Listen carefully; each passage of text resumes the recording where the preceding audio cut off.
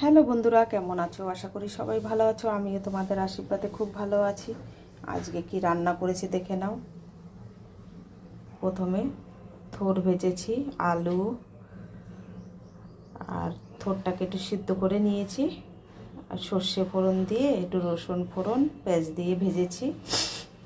এদিকে মাছের ঝোল করেছি আলু দিয়ে, আর এদিকে মেটে আলু, এটা মেটে আলুটা একটু সিদ্ধ করে একটু জলটা ফেলে নিয়েছি, লোদ লোদ বেরায়।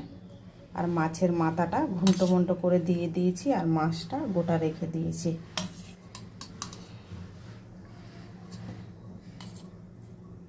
আর এই যে ভাত। আমার রান্নাটা ভালো লাগলে লাইক কমেন্ট করো, আর সাবস্ক্রাইবার করে পাশে থেকো বন্ধুরা। ঠিক আছে, সবাই ভালো থেকো, সুস্থ থেকো, টাটা।